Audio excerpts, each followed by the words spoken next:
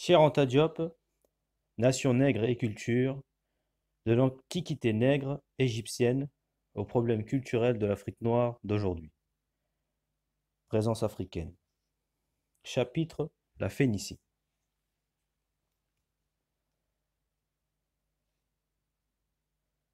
L'homme trouvé en Canaan, à la préhistoire, le Natouféen,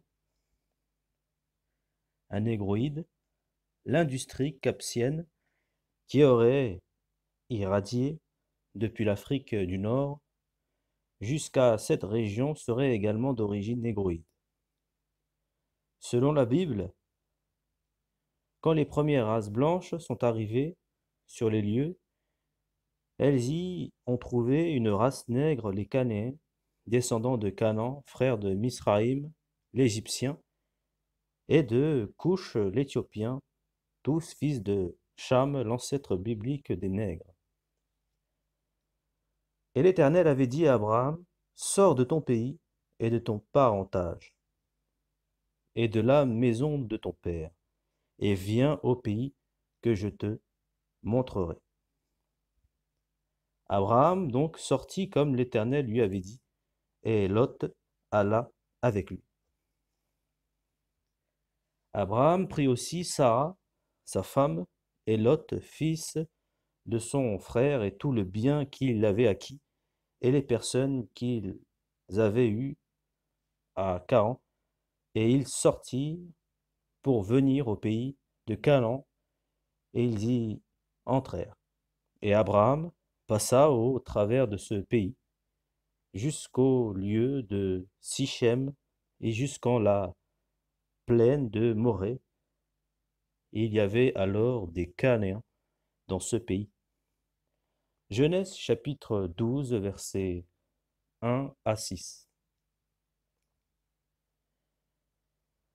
Après de multiples péripéties, les Canéens et les tribus de race blanche symbolisées par Abraham et sa descendance, lignée d'Isaac, fusionnèrent pour devenir avec le temps le peuple juif d'aujourd'hui.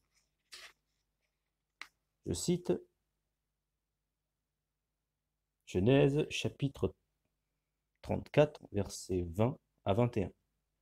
Est mort donc, et Sichem, son fils, vinrent à la porte de leur ville, et parlèrent aux gens de leur ville, et leur dirent, ces gens-ci sont fort paisibles, ils sont avec nous, qu'ils habitent au pays, et qu'ils y trafiquent. Et voici le pays est d'une assez grande étendue pour eux. Nous prendrons pour nos femmes leurs filles, et nous leur donnerons les nôtres. Fin de citation. Ces quelques lignes qui passent pour une ruse n'en trahissent pas moins les impératifs économiques qui, à l'époque, devaient régir les relations entre envahisseurs blancs et Canéens nègres. L'histoire de la Phénicie n'est donc incompréhensible que si l'on ne tient pas compte des données bibliques selon lesquelles les Phéniciens, c'est-à-dire les Canéens, étaient à l'origine des nègres déjà civilisés auxquels sont venus se mêler plus tard des tribus nomades et un culte de race blanche. Dès lors, le terme de locaux syriens, appliqué à certaines populations blanches de cette région, au lieu d'être une contradiction, comme le croit Ofer, est une confirmation des données bibliques. Le nom des Syriens paraît être étendu depuis la Babylonie jusqu'au golfe d'Issus et même anciennement depuis ce golfe jusqu'au pont Euxin. Aussi les Cappadociens, tant ceux du Taurus que ceux du pont, ont conservé jusqu'à présent le nom de locaux syriens, entre parenthèses, Syriens blancs, comme s'il y avait aussi des Syriens noirs. Voir offert dans Chaldée, Babylonie, collection Univers, édition Didot, frères, 1852, page 100. 58. C'est de cette manière que l'on peut expliquer l'alliance éternelle des Égyptiens et des Phéniciens. Même aux époques les plus troublées, aux époques de grande infortune, l'Égypte pouvait compter sur les Phéniciens comme on peut en quelque sorte compter sur son frère. Parmi les récits monumentaux gravés sur les murailles des temples de l'Égypte et relatifs aux grandes insurrections qui, pendant cet espace de 5 siècles, éclatèrent à diverses reprises en Syrie contre la suprématie égyptienne à l'instigation des Assyriens ou Roténu, donc R-O-T-E-2-N-O-U, ou bien des Étéens, septentrionaux, ou Kétas, et dont les plus formidables furent domptés par Thoutmès III, Séti Ier, Ramsès II et Ramsès III.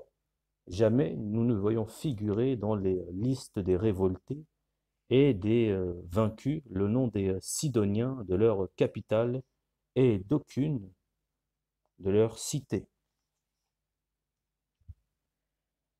Un précieux papyrus du musée britannique contient le récif fictif du voyage fait en Syrie par un fonctionnaire égyptien à la fin du règne de Ramsès II, après la conclusion de la paix définitive avec les Étéens.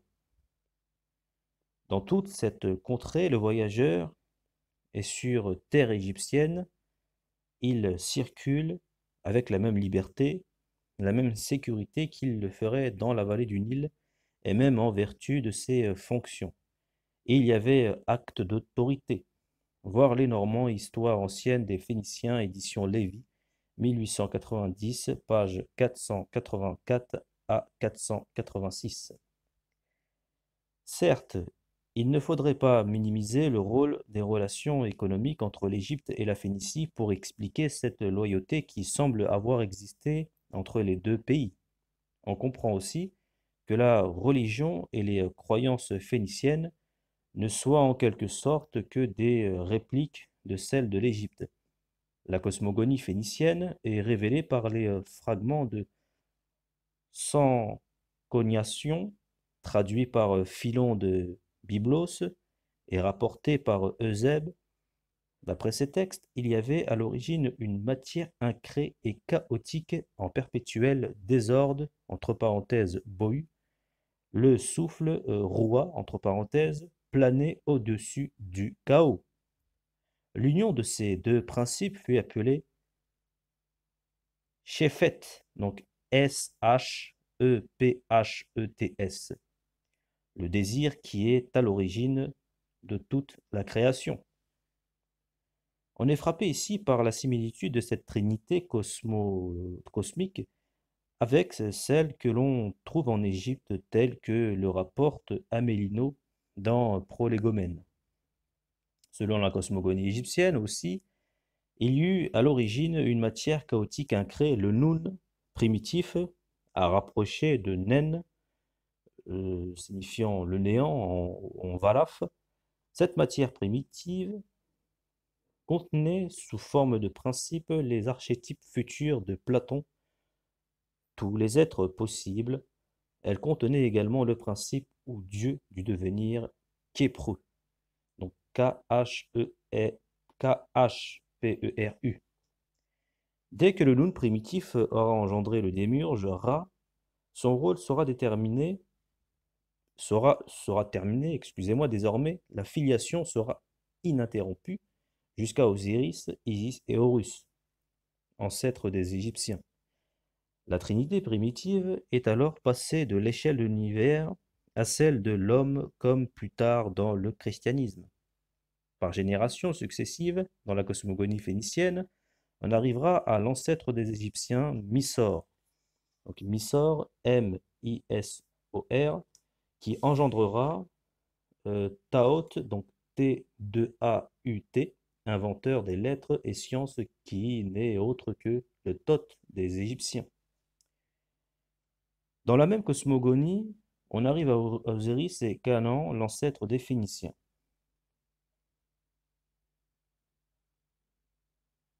pour citer les Normands, page 583, et toutes ces choses furent consignées dans les livres sacrés sous la direction de Taot par les 7 calibres, fils de Sidik, et leur 8e frère, Eshmoun, et ceux qui en recueillirent l'héritage et en transmirent l'initiation à leurs successeurs furent Osiris et Canaan, l'ancêtre des Phéniciens. Fin de citation. La cosmogonie phénicienne révèle une fois de plus la parenté des Égyptiens et des Phéniciens, tous deux d'origine couchite, c'est-à-dire nègre. Cette parenté est confirmée par les révélations des textes de Rajmara, qui situe le berceau des héros nationaux des Phéniciens dans le sud, aux frontières même de l'Égypte. Pour citer Contenot dans son manuel d'archéologie orientale, page 1791, je cite: Cette parenté est confirmée par les révélations des textes de Rajmara qui situent le berceau des héros nationaux des Phéniciens dans le sud, aux frontières même de l'Égypte. Les textes de Rajmara ont été une occasion d'étudier de nouveau l'origine des Phéniciens, tandis que les tablettes de la vie courante font état des divers éléments étrangers qui participaient aux échanges quotidiens de la cité, celles qui sont consacrées à la recension des mythes et des légendes font allusion à un passé tout différent, et alors qu'elle intéresse une cité de l'extrême nord phénicien, adoptant l'extrême sud.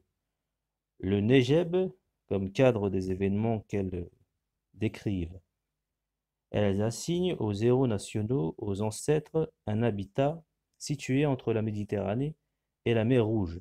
Cette tradition a d'ailleurs été consignée par Hérodote, 6e siècle, et avant lui par Sophonie, 7e siècle. Fin de citation. Géographiquement, la portion de terre qui se trouve entre la Méditerranée et la mer Rouge est essentiellement l'isthme de Suez, c'est-à-dire l'Arabie pétrée, pays des Anous, nègres qui ont fondé On du Nord ou Héliopolis, entre parenthèses, au temps historique.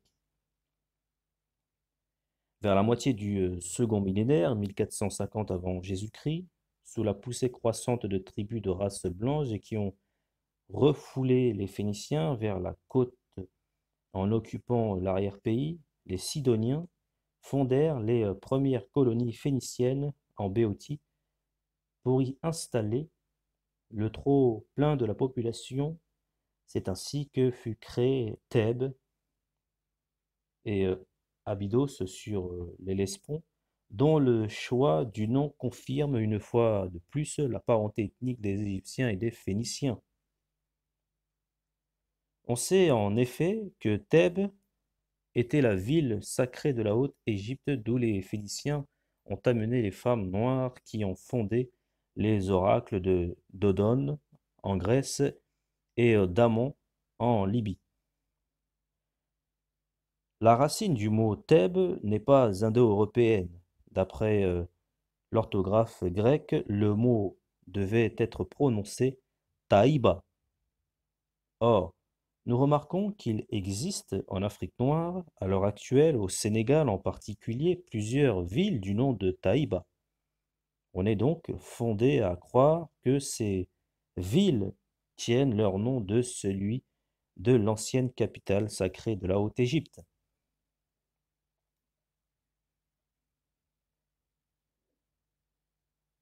C'est à la même époque, selon les Normands, que les Libyens Japheth s'installent en Afrique autour du lac Triton, comme le révèle l'étude des monuments historiques de Séti Ier. Cadmus, le Phénicien, personnifie la période sidonienne et l'apport phénicien à la Grèce.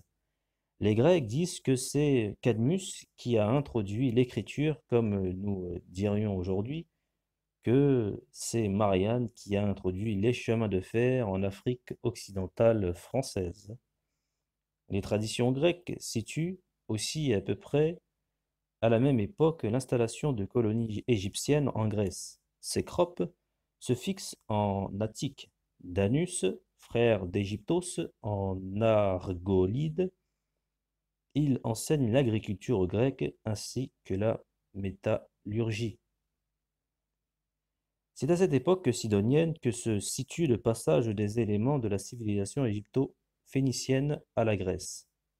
La colonie phénicienne eut la suprématie au début, mais il y eut très tôt une lutte d'émancipation des Grecs contre les Phéniciens qui, à cette période d'avant les Argonautes, possédaient la maîtrise des mers et la suprématie technique.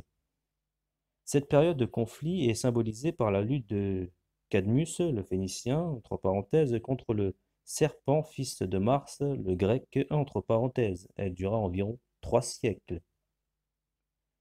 La discorde ainsi soulevée entre les autochtones par l'arrivée des colons canéens est représentée dans la légende mythique par le combat que se livrent, après la venue de Cadmus, les Spartes nés de la terre. Dès lors, ceux des Spartes que la fable fait survivre à ce combat et qui deviennent les compagnons de Cadmus sont les représentants des principales familles ioniennes qui acceptèrent la domination étrangère. Cadmus ne reste pas longtemps paisible possesseur de son empire. Il est bientôt chassé et forcé à se retirer chez les Anchéliens. C'est l'élément indigène qui reprend le dessus, après avoir accepté l'autorité des Phéniciens, après en avoir reçu les bienfaits de la civilisation, il réagit contre eux et cherche à les expulser. Tout ce qu'on peut discerner dans cette partie des récits relatifs aux Cadméens est l'horreur profonde que leur race, en tant qu'étrangère, et leur culte encore empreint de toute la barbarie et de toute l'obscénité orientale, inspirait aux Grecs pauvres et vertueux dont cependant ils avaient été les instituteurs. Aussi dans les traditions helléniques, une terreur superstitieuse s'attache-t-elle aux souvenirs des rois de la race de Cadmus. Ce sont eux qui fournissent le plus de sujets à la tragédie antique. Voir les Normands, page 497-498. Il s'agit donc bien là d'une période de démarcation où le monde indo-européen s'émancipait de la domination du monde noir égypto-phénicien. Cette lutte économique et politique semblable en tout point à celle que les pays coloniaux mènent actuellement contre l'impérialisme moderne était doublée, comme aujourd'hui, d'une réaction culturelle due aux mêmes raisons. C'est dans le cadre de cette oppression culturelle qu'il faut replacer l'Orestie d'Eschyle et l'Énéide de Virgile pour les comprendre. Loin de traduire comme le croit Bachofen et d'autres penseurs après lui, le passage universel du matriarcat au patriarcat. Ces œuvres marquent la rencontre et le conflit de deux conceptions différentes, l'une ayant ses plus profondes racines dans les steppes eurasiatiques et l'autre ayant les siennes au cœur de l'Afrique au début. C'est cette dernière, le matriarcat entre parenthèses, qui prit le dessus et se répandit tout autour de la Méditerranée échéenne par la voie de la colonisation égypto-phénicienne sur les populations, parfois même blanches, mais dont l'inconsistance de la culture ne permettait aucune réaction positive à l'époque. Ce serait le cas des Lycéens et de quelques autres populations égéennes, mais les auteurs de l'Antiquité sont unanimes pour nous dire que ces idées n'ont jamais pénétré profondément le monde blanc de l'Europe septentrionale et que dès que celui-ci en eut acquis la possibilité, il les a rejetées au cours d'une série de réactions nationales comme des idées étrangères à ses propres conceptions culturelles. Telle est la signification de l'Énéide. L'impérialisme culturel égypto-phénicien ne survivra guère dans ses formes les plus étrangères à la mentalité septentrionale, à l'impérialisme économique.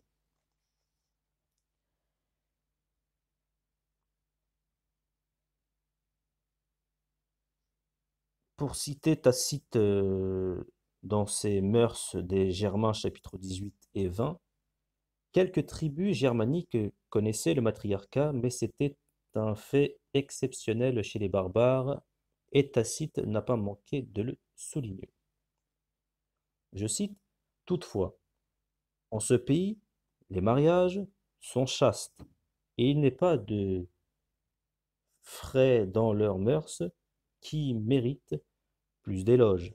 Presque seuls entre les barbares, ils se contentent d'une femme, hormis un très grand nombre de grands qui en prennent plusieurs, non par esprit de débauche, mais parce que plusieurs familles ambitionnent leur alliance.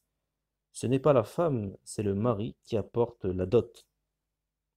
Le fils d'une sœur est aussi cher à son oncle qu'à son père. Quelqu'un pense même que le premier de ces liens est le plus saint et le plus étroit. Et en recevant des otages, il préfère des neveux comme inspirant un attachement plus fort et intéressant la famille par plus d'endroits. Toutefois, on a pour héritier et successeur ses propres enfants. Fin de citation. Autre citation, cette fois-ci de César, dans la guerre des Gaules, livre 6, chapitre 21. Il est assez probable que ce trait de culture nègre fut introduit chez les Germains alors à demi sédentarisés en même temps que le culte d'Isis dont Tacite souligne l'origine étrangère certaine. Je cite, une partie des Suèves sacrifie aussi à Isis. Je ne trouve ni la cause ni l'origine de ce culte étranger, seulement la figure d'un vaisseau qui en est le symbole annonce qu'il leur est venu d'outre-mer. Chapitre 9. César naquit 155 ans avant Tacite. Il écrivit lui aussi à propos des mœurs des Gaulois et des Germains, et ne mentionne nulle part le matriarcat, ni d'ailleurs la présence des prêtres et autres faits religieux signalés par Tacite. Je cite, les usages des Germains sont très différents car ils n'ont point de druides pour présider au culte et ne s'occupent guère de sacrifices. Ils ne comptent de Dieu que ceux qu'ils aperçoivent et dont les bienfaits sont sensibles, le soleil, le volcan et la lune. Ils n'ont pas même entendu parler des autres. Ils passent toute leur vie à la chasse ou dans les exercices guerriers et s'appliquent dès l'enfance à s'endurcir à la fatigue. César, la guerre des Gaules, livre 6, chapitre 21. Ceci prouverait que ce sont là des institutions tardivement introduites en Europe, peut-être à partir de la Bretagne, escale phénicienne sur la route de l'Étain. Je cite, l'autre doctrine, celle des druides, entre parenthèses, découverte, dit-on, dans la Bretagne, a été apportée de là, dans la Gaule, et c'est encore là que vont l'étudier aujourd'hui ceux qui veulent la connaître plus à fond. César, livre 6, chapitre 13, pour la référence. L'histoire de l'humanité sera confuse aussi longtemps que l'on ne distinguera pas de deux berceaux primitifs où la nature a façonné les instincts le tempérament, les habitudes et les conceptions morales des deux fractions de cette humanité avant qu'elle ne se soit rencontrée après une longue séparation datant de la préhistoire. Le premier de ces berceaux, comme on le verra dans la partie consacrée à l'apport de l'Égypte, est la vallée du Nil depuis les grands lacs jusqu'au delta en passant par le Soudan, dit anglo-égyptien. L'abondance des ressources de la vie, le caractère sédentaire et agricole de celle-ci, les conditions spécifiques de la vallée du Nil vont engendrer chez l'homme, c'est-à-dire le nègre, une nature douce, idéaliste et généreuse, pacifique, imbue d'esprit, de justice, gai, donc G-A-I-E. Toutes ces vertus étaient pour la plupart indispensables à la coexistence quotidienne.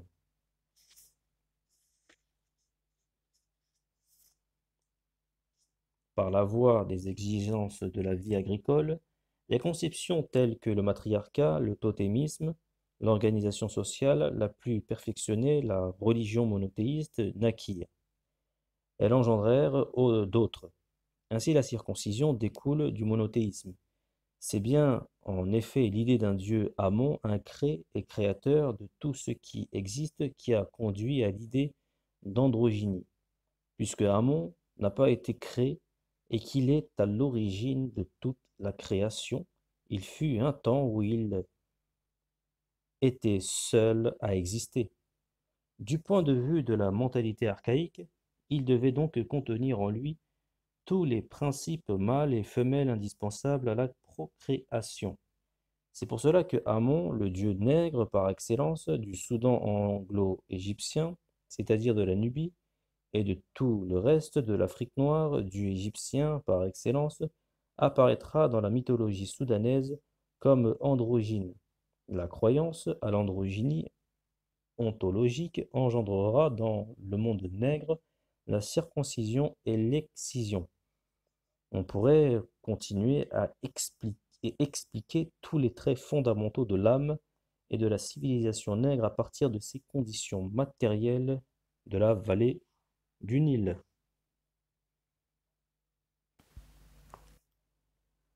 Par contre, la férocité de la nature dans les steppes euro-asiatiques, l'infertilité de ces régions, l'ensemble des conditions matérielles dans ce berceau géographique forgeront chez l'homme les instincts nécessaires à son adaptation au milieu. Ici, la nature ne permet aucune illusion sur sa bonté. Elle est implacable et ne permet aucune négligence. L'homme tirera son pain quotidien de la sueur de son front. Il apprendra, avant tout, au cours de cette longue et pénible existence, à compter sur ses propres moyens, ses propres possibilités. Il ne peut pas se payer le luxe de croire à un Dieu bienfaiteur qui lui prodiguerait avec abondance les moyens d'existence. Son esprit enfantera surtout des divinités maléfiques et cruelles, jalouses et rancunières, Zeus, Javé, etc. Dans cette activité ingrate que le milieu physique imposait à l'homme, était déjà impliqué le matérialisme, l'anthropomorphisme, qui n'en est qu'un cas particulier, l'esprit laïque. C'est ainsi que le milieu forgea peu à peu ces instincts chez les hommes qui ont vécu dans cette région, chez les Indo-Européens en particulier. Tous les peuples de ce berceau, qu'ils soient blancs ou jaunes, auront l'instinct de conquête parce qu'ils auront tendance à s'évader de ce milieu hostile. Ils sont chassés par le milieu, il leur faut partir ou succomber, tenter de conquérir une autre place au soleil dans une nature plus clémente, et l'ébranlement des invasions ne s'arrêtera plus dès qu'un premier contact avec le monde nègre méridional leur apprendra l'existence de pays où la vie est facile, les richesses abondantes, les richesses abondantes, les techniques florissantes, ainsi de 1450 avant l'ère chrétienne jusqu'à Hitler, en passant par les barbares des 4e et 5e siècles, Gengis Khan, les Turcs, ces invasions d'est en ouest ou du nord au sud sont ininterrompues. Il serait plus exact encore de dire ces invasions. L'homme de ces régions est resté longtemps nomade. Il est cruel. Pour citer César, César, livre 6, chapitre 22-23, décrivant les mœurs guerrières sauvages des Germains, encore nomades ou semi-nomades, et n'ayant pas encore acquis le sens de la probité foncière, je cite, ils ne s'adonnent point à l'agriculture et vivent principalement de lait, de fromage et de viande. Nul n'a une portion de terre en propre ou des limites déterminées. Mais chaque année, les magistrats et les chefs agissent aux diverses peuplades et aux familles qui se sont réunies, telle étendue de terrain et dans tel canton qu'ils jugent à propos, et l'année d'après, ils les forcent à se transporter ailleurs. Ils donnent de cela plusieurs raisons. Ils craignent de la force et l'attrait de l'habitude ne fasse abandonner le goût des armes pour celui de l'agriculture. Le plus grand honneur pour les cités est d'avoir autour d'elles des frontières dévastées et d'immenses solitudes. Ils croient que le propre du courage est de forcer les peuples voisins à déserter leur territoire et de ne voir personne qui ose s'établir près d'eux. En même temps, ils pensent être ainsi plus en sûreté, n'ayant pas d'invasion soudaine à craindre. Le vol, commis au-delà des frontières de la cité, n'a rien de honteux. Il sert, disent-ils, à exercer les jeunes gens et à diminuer la paresse.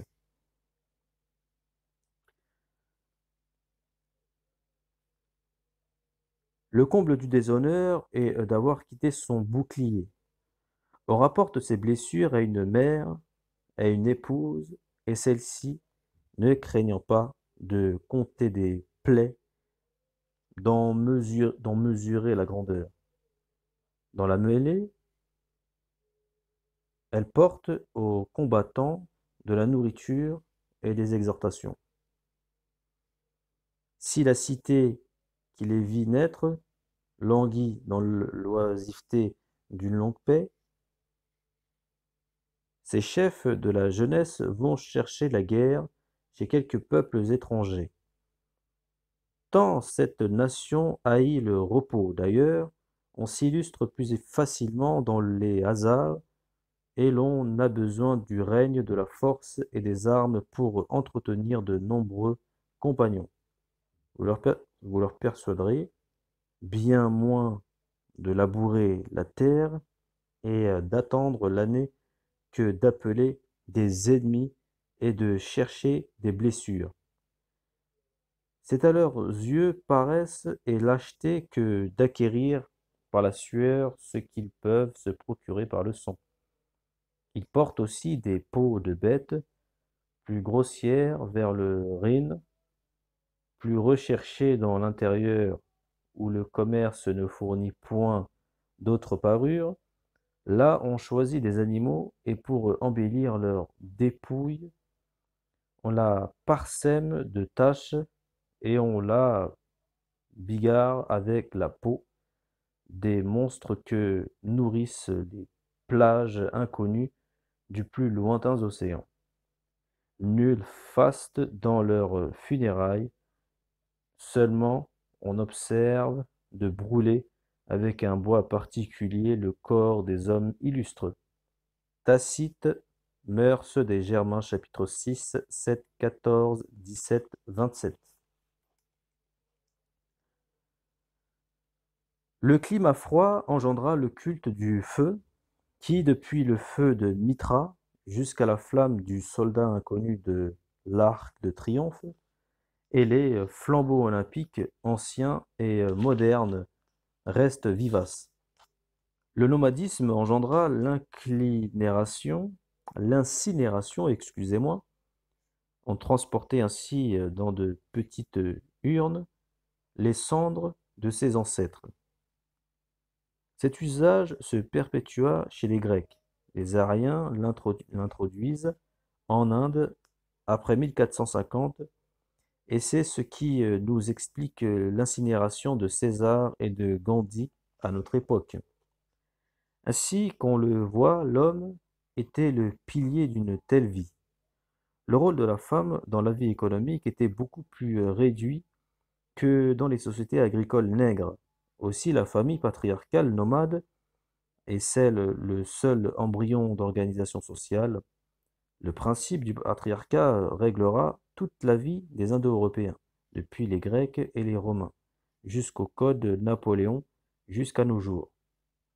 C'est pour cela que la participation de la femme aux affaires publiques sera plus tardif dans les sociétés européennes que dans les sociétés nègres. Pour citer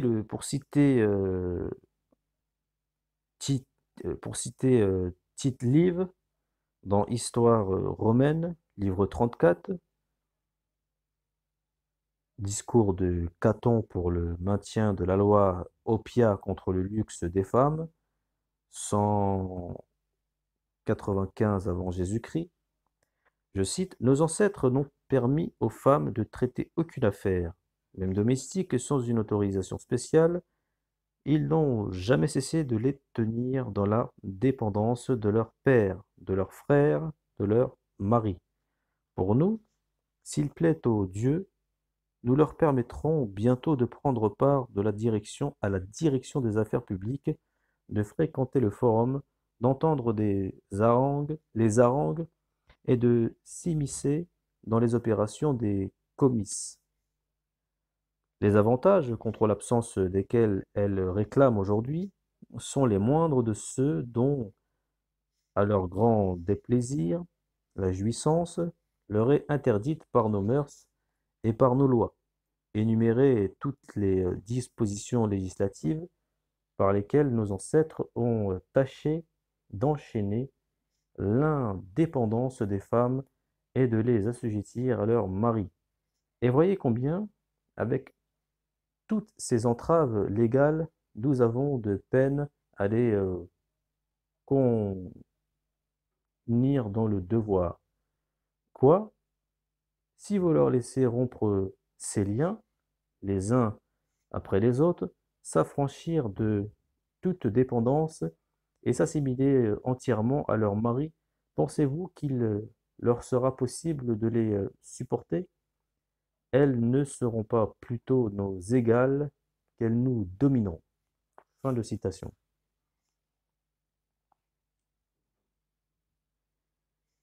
Si on trouve apparemment le contraire aujourd'hui dans certaines parties de l'Afrique noire, cela est dû à la superposition de l'influence islamique.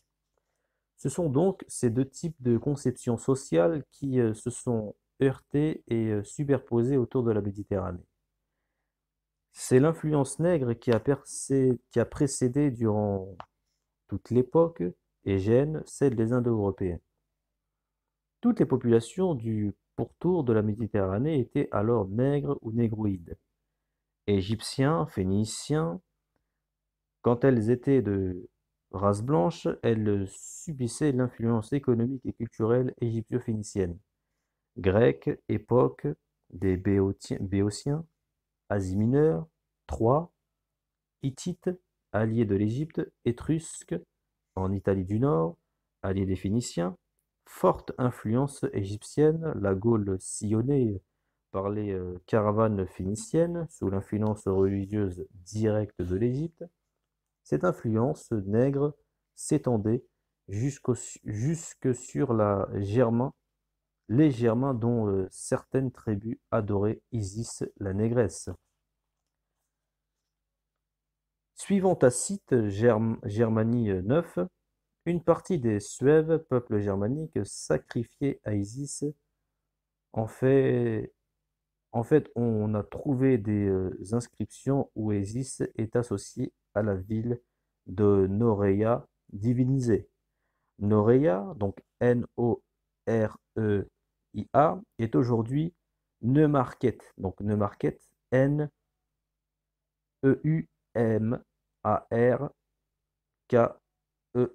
en Syrie. Isis, Osiris, Sérapis, Anubis ont eu des hôtels à Fréjus, à Nîmes, à Arles, à Riez, Basse-Alpes, à Parisette, en Isère, à Manduel, Gare, à Boulogne, au Garonne, entre parenthèses, à Lyon, à Besançon, à Langres, à Soissons. Isis était honoré à Melun, à Sérapis, à York et à Brougham Castle, mais aussi en Pannonie et aussi dans le Norique, voir les religions des Celtes, des Germains et des anciens Slaves par J. Vendies, collection Mana, tome 3, page 244, pour la référence.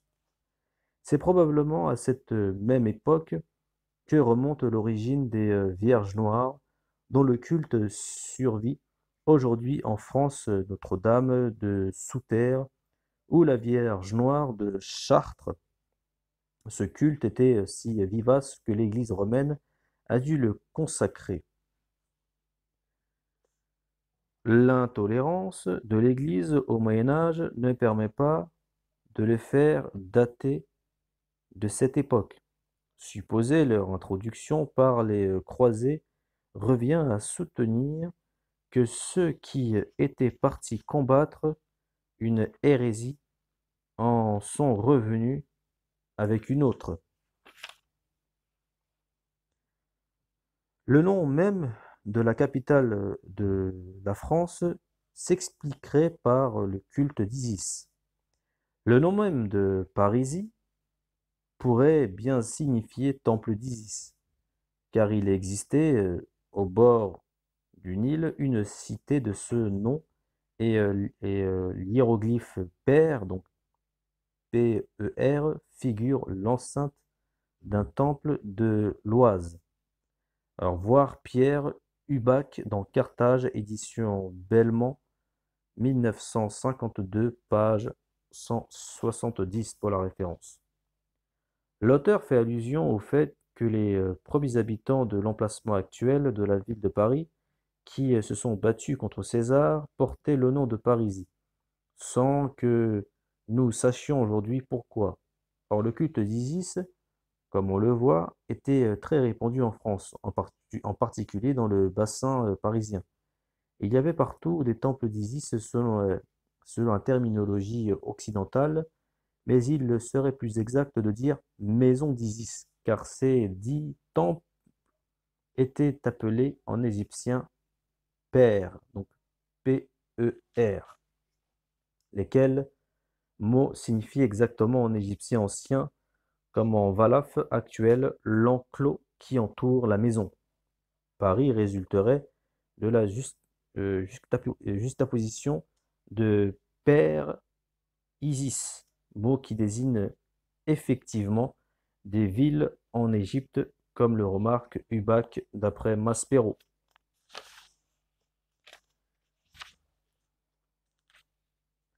Ainsi, la racine même du nom de la capitale de la France serait, quant au fond, une racine du valaf actuel, et l'on saisit ici jusqu'à quel point la situation est renversée. Il existe d'autres traits culturels communs entre l'extrême Occident et l'Afrique noire. Caire, donc K-E-R, maison en Égypte, en valaf en breton, Deng, donc D-A-N-G, tendu en valaf, en irlandais, dune, donc D-U-N, île, en valaf, endroit clos, isolé, mais sur la terre ferme, en celte, donc en irlandais, aussi d'où les noms de villes telles que Verdun, Château d'On, Long Down Home, origine de Lyon, etc. On peut faire un autre rapprochement plus curieux qui mériterait d'être approfondi. Le rapport du singulier et du pluriel est exprimé de façon très étrange dans un grand nombre de substantifs bretons, et on trouve également en gallois quelque chose de correspondant. Dans ces langues, le singulier est formé à partir du pluriel et non inversement par l'adjonction du suffixe n, donc e 2 n. Exemple, steret, étoile, singulier, steret n, gluse, truite, singulier, gluse n. L'origine de ce sens particulier du suffixe employé comme marque du singulier est à chercher dans une signification diminutive. Voir Walter V. Warburg dans Problèmes et méthodes de la linguistique, Presse universitaire de France, 1946, page 70. La terminaison n, donc e 2 n, qui permet de passer d'un pluriel breton ou gallois à un singulier, est le terme qui exprime l'unité en valave précédée en général par la consonne initiale du mot désignant les objets dénombrés suivant les lois phonétiques que j'ai exposées dans le chapitre consacré au problème des langues à classe, page 505, et S, exemple, B-N, donc E2N, bent, signifiant un bâton, M-N, donc E2N, muse, signifiant un chat. Il serait également important d'étudier le rapport des changements de consonnes dans les langues bretonnes et africaines. C'est à cette même influence qu'il faut attribuer l'existence de divinités Ani chez les Irlandais et les Étrusques. Ani, donc A-N-I. L'influence égypto-phénicienne sur les Étrusques est très nette, de même que sur les Sabins, dont le nom, comme les coutumes, évoque les civilisations nègres méridionales. La distinction entre les deux berceaux de civilisation que je viens de faire permet d'éviter toute confusion et tout mystère quant à l'origine des peuples qui se sont rencontrés sur la presqu'île italique. Les Sabins et Étrusques pratiquaient l'ensevelissement du cadavre. Les Étrusques connaissaient et utilisaient le sarcophage égyptien. Ces populations étaient également agricoles. Leur vie était réglée par le matriarcat. Ce sont les Étrusques qui ont apporté tous les éléments de la civilisation égyptienne sur la presqu'île italique. Agriculture, art, religion, art divinatoire. Les Romains assimileront la substance de cette civilisation quand ils auront détruit les Étrusques, tout en éliminant les éléments les plus étrangers à leur conception patriarcale eurasiatique. C'est ainsi qu'après la période de transition des Tarquins, les derniers rois étrusques, le matriarcat nègre sera complètement rejeté. L'Énéide de Vergile n'est que la prise de conscience nationale de cette démarcation correspondant à celle marquée en Grèce par l'Orestie d'Eschyle. La fin d'un monde ancien, le commencement d'un monde nouveau. La culture nègre a été évincée du bassin septentrional de la Méditerranée dans ses formes les plus étrangères aux conceptions eurasiatiques. Elle ne survivra chez les jeunes peuples auxquels elle a ainsi permis d'accéder à la civilisation que sous forme de substratum, si vivace néanmoins qu'il nous permet aujourd'hui d'en déterminer l'étendue. On peut ajouter à tout ceci que la Louvre romaine rappelle plutôt des pratiques de totémisme méridional nègre et que Sabin semble contenir la racine de Saba, donc S-A-B-A, la fameuse reine de Saba. Ainsi donc, si on le voulait, l'histoire de l'humanité serait très lumineuse, malgré les actes de vandalisme répétés depuis Cambis. Les Romains, les chrétiens du VIe siècle en Égypte, les Vandales, etc., nous avons encore assez de documents pour rédiger une histoire claire de l'humanité. L'Occident actuel en est parfaitement conscient, mais il n'en a pas le courage intellectuel et moral, et c'est pour cela que les manuels sont volontairement confus. Il nous faudra donc, nous autres Africains, réécrire toute l'histoire de l'humanité pour notre propre édification et pour celle des autres. On pourrait attribuer à la même influence nègre un fait linguistique que rapporte von Warburg, qui insiste sur sa généralité. La mutation de il en 2D sont cacuminales dans lesquelles la pointe de la langue se replie pour toucher la partie supérieure du palais, parfois même avec la partie inférieure de la langue. En Sardaigne, Sicile, Apulie et Calabre ne présentent pas un changement d'une moindre importance de principe ni d'un intérêt moins considérable. D'après Merleau, ce mode d'articulation particulière serait dû au peuple méditerranéen qui a vécu dans le pays avant la romanisation. Bien qu'il existe des sons cacuminaux également dans d'autres langues, la mutation articulatoire a ici procédé sur une si large base et dans un domaine qui, s'étend par-delà les mers, a un caractère si nettement archaïque que la conception de Merleau a toutes les apparences de la vérité. Sans doute Rolf, donc R-O-H-L-F-S, y objecte-t-il que l'on trouve également ailleurs des sons cacuminaux.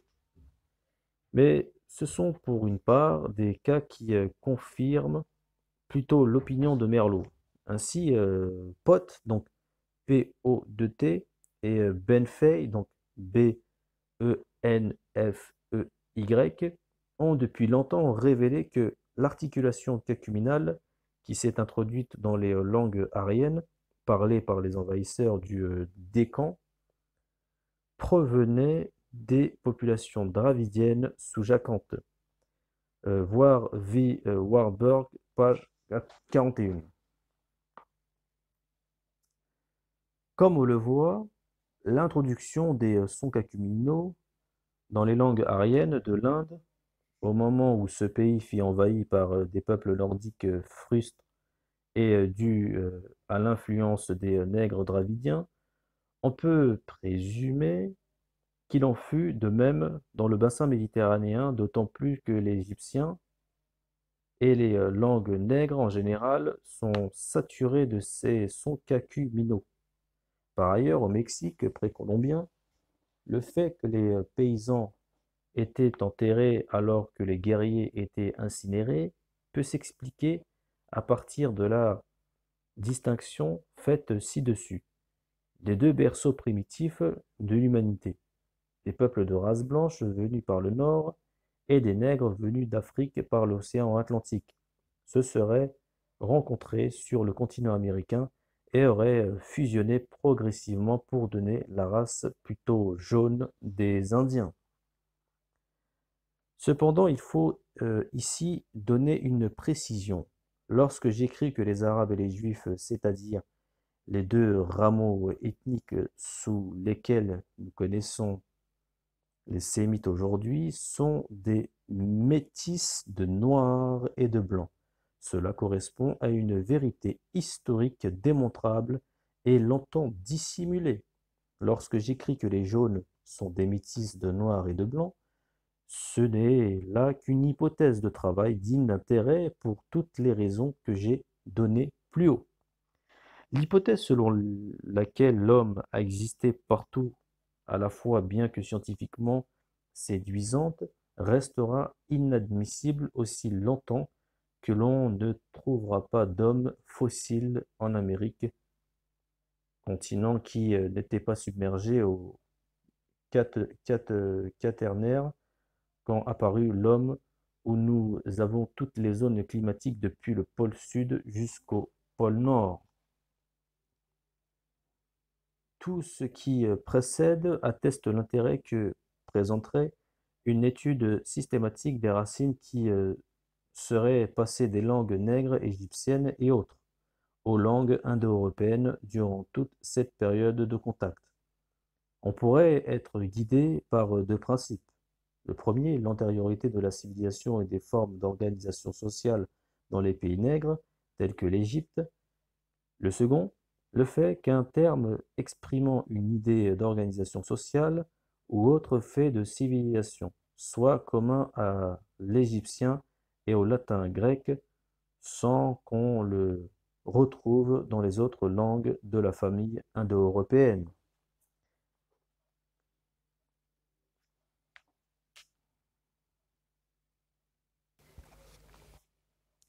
Exemple, Maka, donc M-A-K-A, vétéran en égyptien, Pierrette, entre parenthèses, Mag, donc M-A-G, grand, vétéran, vénérable en Wolof, Kai Mag, donc K-A-Y, M-A-G, celui qui est grand, vénérable en Wolof, Kaya Magan, donc Kaya Magan, K-A-Y-A, Magan, M-A-G-A-N, le grand, le roi, terme qui servait à désigner l'empereur de Ghana du IIIe siècle à l'an 1240.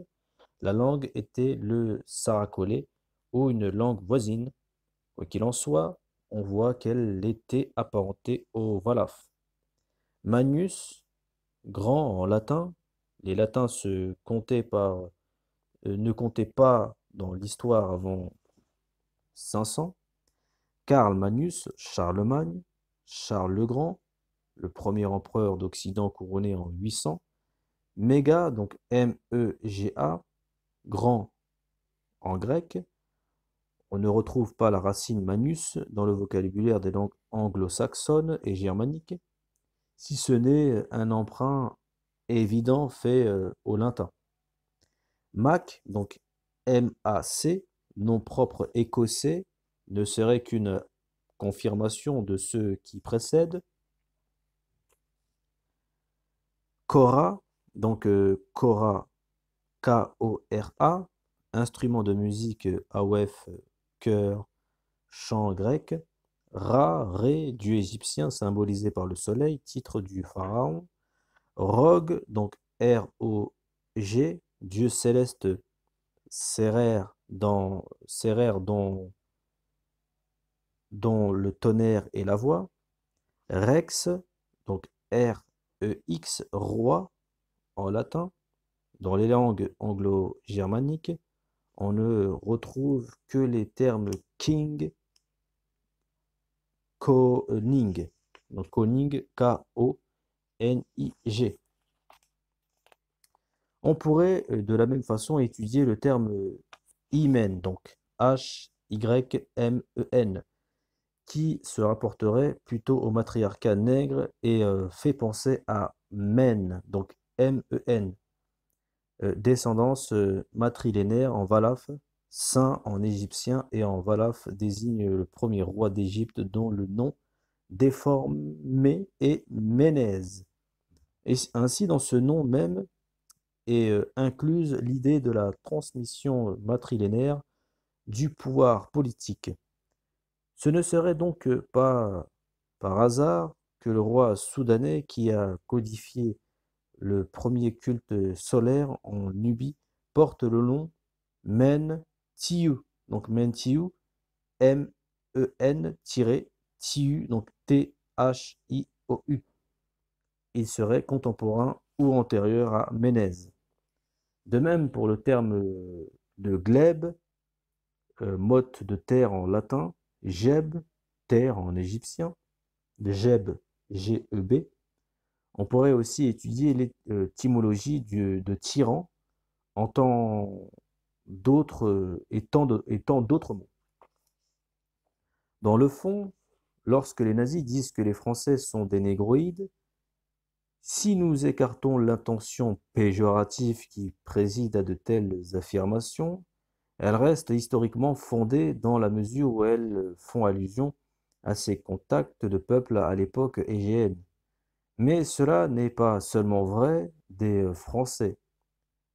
Ce l'est davantage pour les Espagnols, les Italiens, les Grecs, etc.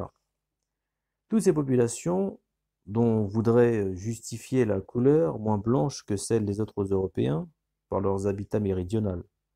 Ce qui est faux dans les théories nazies, ce sont les questions de supériorité raciale, mais il est certain que, depuis la 4e glaciation, c'est la race nordique aux yeux bleus et aux cheveux blonds qui est la moins métissée. Ces théories nazies, même prouvant ce que je disais quant à la mauvaise foi des spécialistes. Elles montrent en effet que l'influence nègre sur la zone méditerranéenne n'est un secret pour aucun savant. Ils feignent de l'ignorer mais s'en servent au besoin. Selon les Normands, au XIVe siècle, les Philistins de race blanche, japhéites, envahirent les côtes canéennes. Ils furent vaincus par Ramsès III qui détruisit leur flotte et leur retira ainsi toute possibilité de retour par mer. Le pharaon fut ainsi obligé de loger, en quelque sorte, tout un peuple privé de moyens de sortie. Il lui donna des terres et les Philistins s'y installèrent.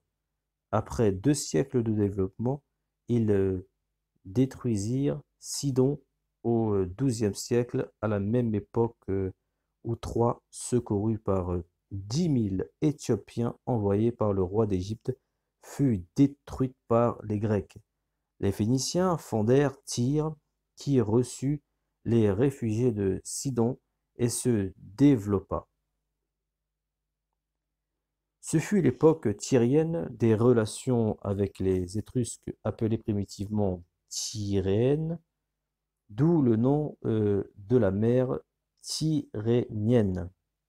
L'Espagne devient une escale sur la route du Morbihan et des îles Sorlingues, Angleterre, Irlande, entre parenthèses, où les Phéniciens allaient chercher l'étain dont ils se servaient pour la fabrication du bronze. La colonisation de l'Espagne fut rapide. Il y eut alors un métissage tel que la race de la presqu'île ibérique, Tarsis, entre parenthèses, fut considérée par les Grecs comme d'origine canéenne.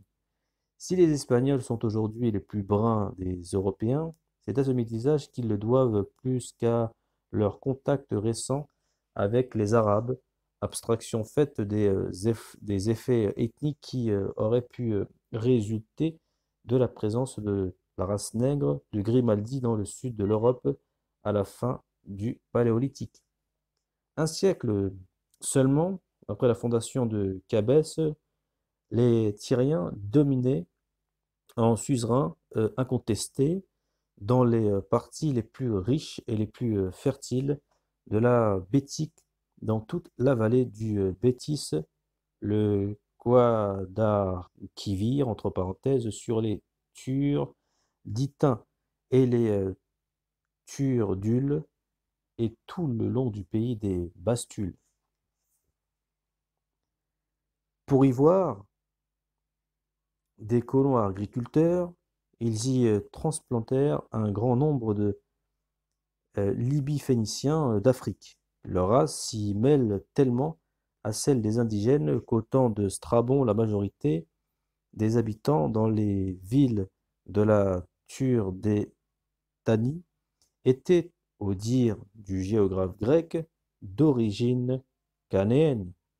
Ceux de la côte autour de Malacca et d'Abder s'appelaient encore, sous la domination romaine, Bastulophéniciens ou Libiphéniciens, et les médailles nous apprennent qu'à la même époque, l'usage de la langue phénicienne se maintenait dans les villes de Cabès, de Malacca, de Seix et d'Abder, voir les Normands, page 509-510. La colonisation romaine n'a donc fait que supplanter la colonisation phénicienne en Italie d'abord, où l'on détruisit tout ce qui pouvait perpétuer le souvenir des Étrusques, monuments, langues, entre parenthèses, puis en Espagne et en Afrique par la destruction de Carthage. Carthage était l'une des dernières colonies phéniciennes fondées sur la côte d'Afrique en 822 par la reine Élisare du temps de Lycurgue en Grèce. Depuis 1450, les Libyens blancs, peuple de la mer, ou Rébou, R-E-B-O-U, avaient envahi le nord de l'Afrique à l'ouest de l'Égypte.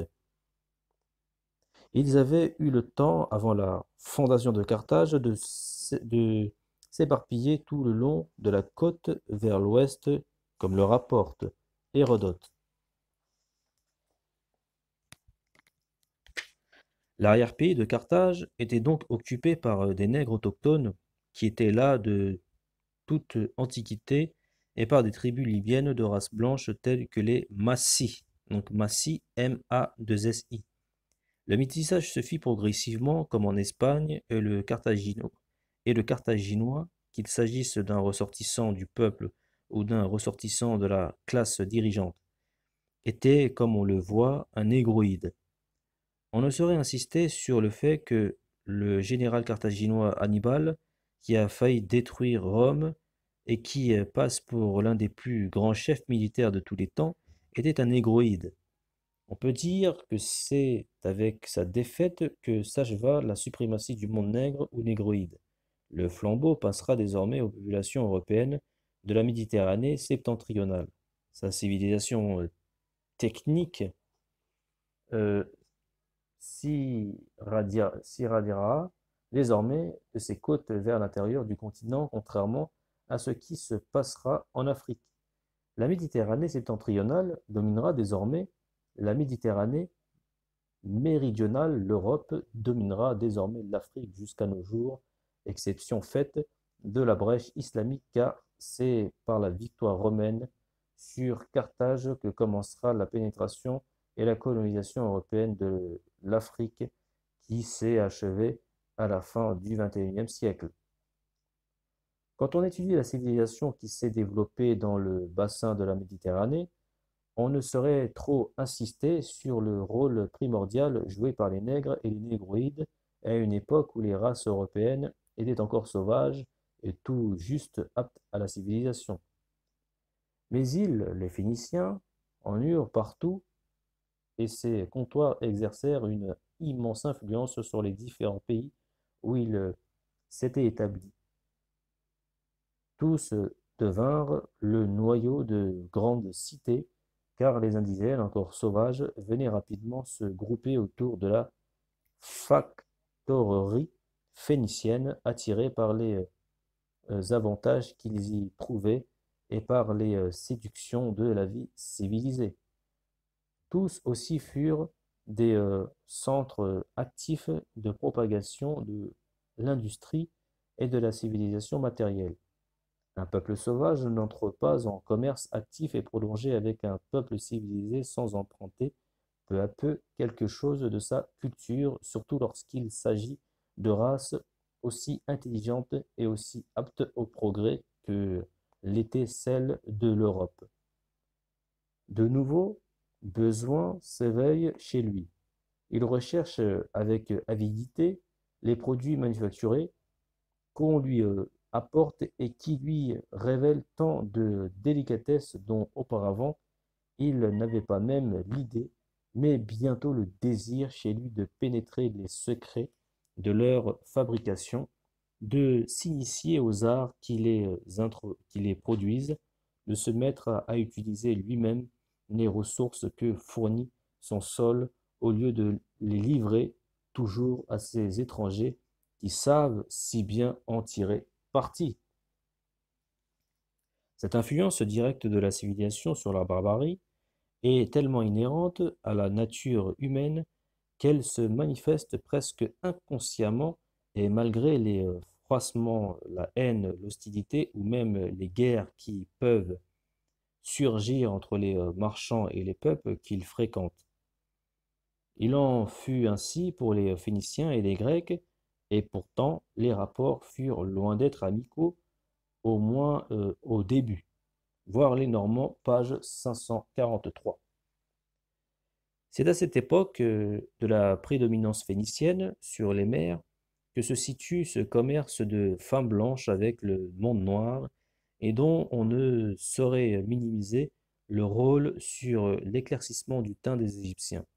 La citation suivante ne laisse aucun doute sur la réalité et l'ampleur de ce commerce ainsi que sur le contraste de couleurs qui existait entre les Égyptiens noirs et les blancs des côtes septentrionales.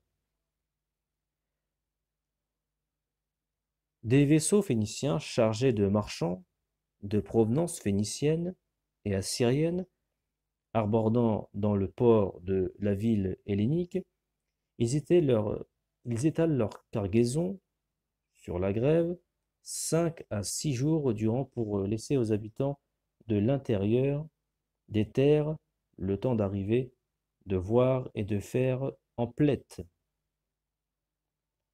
Les femmes du Péloponnèse, curieuses et sans défiance, s'avancent jusque auprès des navires. Parmi elles se trouvait Io, donc Io, la fille du roi Inachus, donc Inachus, Inachus. Les corsaires, au signal convenu, se jettent sur les belles grecques et les emportent. On lève l'ancre sans retard et l'on met à la voile pour l'Égypte. Le pharaon dut payer un gros prix ses filles au teint blanc, aux traits si purs, qui contrastaient si fort avec le troupeau humain que lui ramenaient ses armées de Syrie. Voir les Normands, page 543. Dans le même cadre de faits, on peut citer également l'enlèvement d'Eumée, fille de Stésios, notable de Syros par les Phéniciens, et l'enlèvement d'Hélène par Paris, fils de Priam, qui a dû se passer dans des conditions analogues si l'on songe que le pharaon a envoyé 10 000 Éthiopiens pour secourir Troie, défendue par le roi Priam et son fils Paris. Les Canéens devaient être encore plus rapidement métissés que les Égyptiens parce qu'ils étaient moins nombreux et se trouvaient, pour ainsi dire, sur la route d'évasion de ces peuples blancs qui finirent par les envahir de tous côtés. Le peuple juif, c'est-à-dire la première branche dite sémite, à partir d'Isaac, ne semble donc n'être que le produit de ce métissage, comme on l'a vu plus haut. C'est pour cela qu'un historien latin a écrit que les Juifs sont d'origine nègre.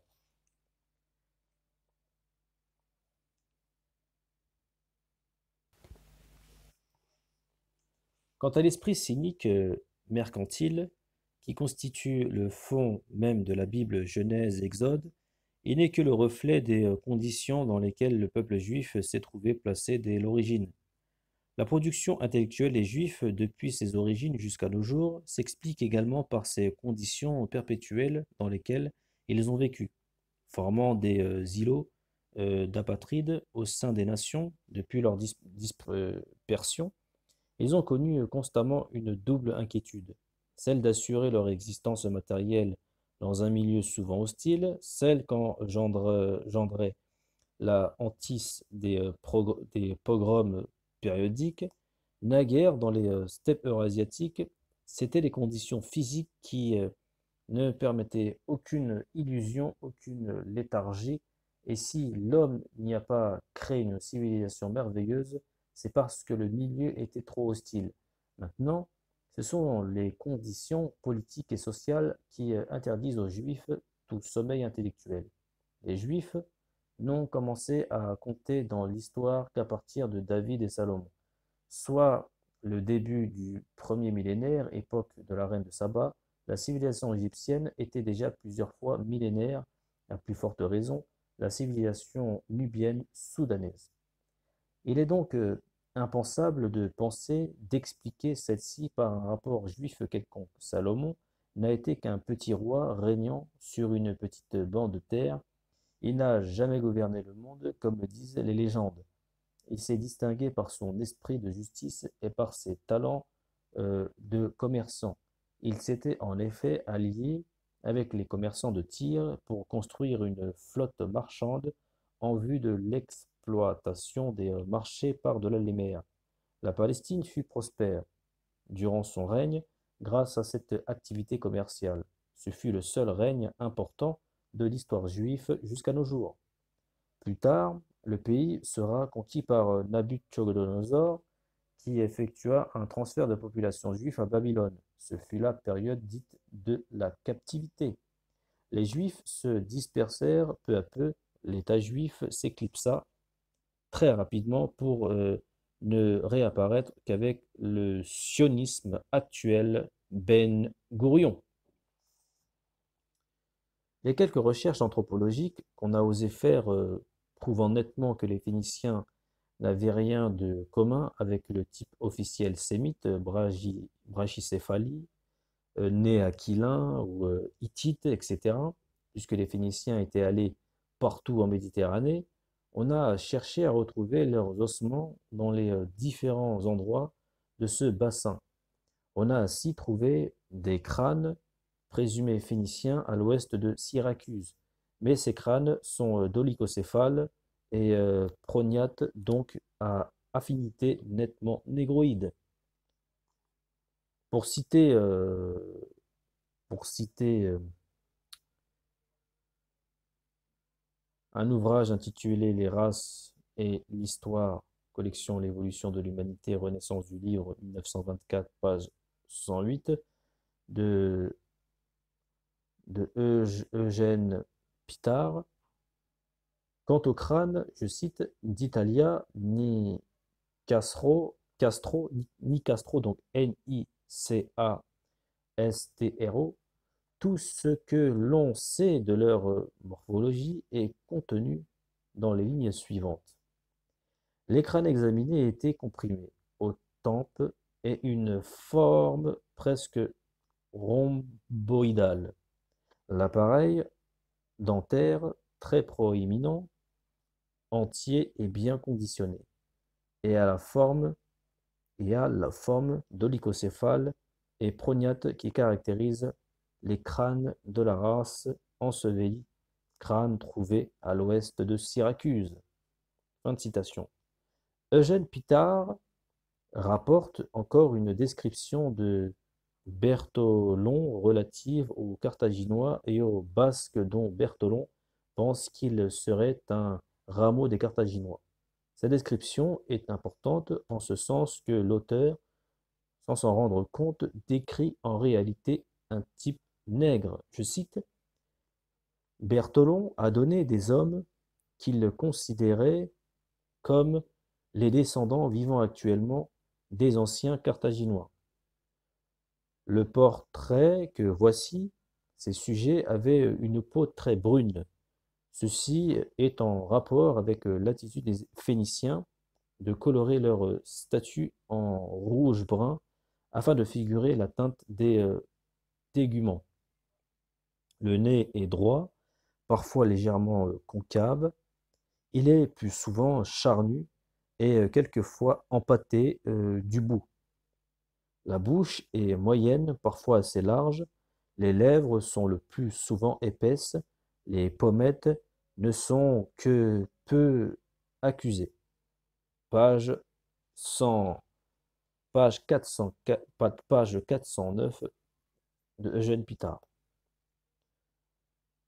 Malgré les euphémismes, on sent bien que l'on vient de lire une description de nègre, ou tout au moins de négroïde. Un autre passage du même auteur montre que c'est toute l'aristocratie carthaginoise qui avait des affinités nègres. D'autres ossements retrouvés dans la Carthage punique, déposés au musée La Vigerie, proviennent de sujets découverts dans les sarcophages particuliers et appartenant vraisemblablement à l'élite carthaginoise.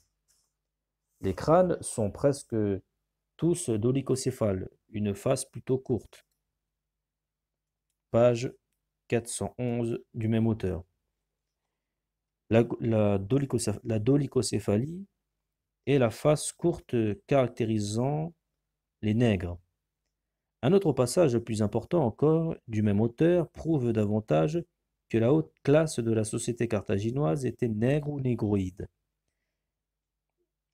Je cite: ceux qui, dans ces dernières années, ont visité le musée La Vigerie à Carthage se rappellent ce magnifique sarcophage de la prêtresse de Tani, découvert par le professeur Delattre.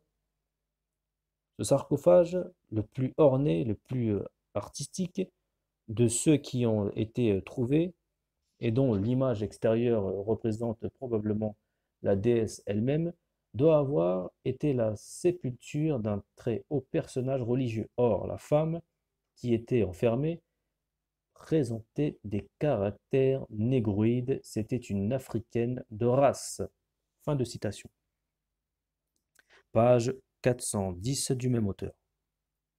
La conclusion que l'auteur tire de ce passage est que plusieurs races coexistaient à Carthage. Ce sur quoi nous sommes d'accord ainsi qu'il ressort de tout ce qui précède. Par contre, il y a une conclusion qui s'impose davantage et que l'auteur n'a pas tirée.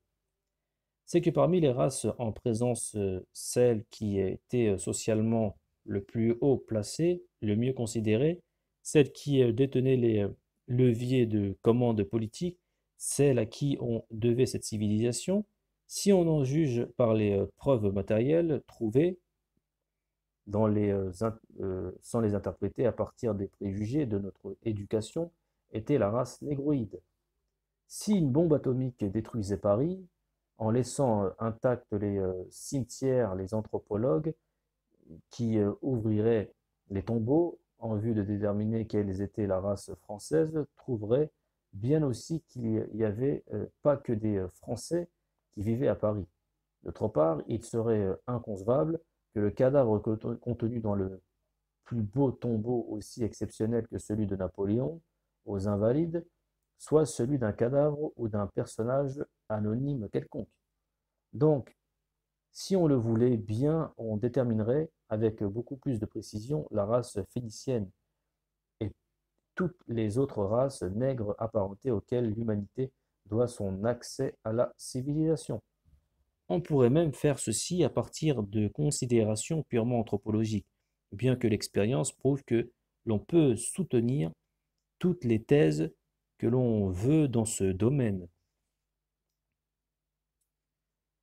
On dépense des millions pour aller creuser des terres d'argile en Mésopotamie, dans l'espoir de trouver des documents permettant de placer avec certitude et une fois pour toutes le berceau de la civilisation en Asie occidentale. Bien que ceux qui l'entreprennent nourrissent des espoirs très minces d'arriver un jour à leur fin, ils n'en continuent pas moins, comme si la routine avait engendré un pli définitif. Par contre, on connaît l'emplacement exact des tombeaux phéniciens. Il n'y a qu'à aller les ouvrir pour s'instruire sur la race des cadavres qui y sont contenus. Mais il y a de fortes chances qu'elles soient nègres à un tel degré qu'il sera impossible de le nier. Il vaut mieux alors ne pas y toucher.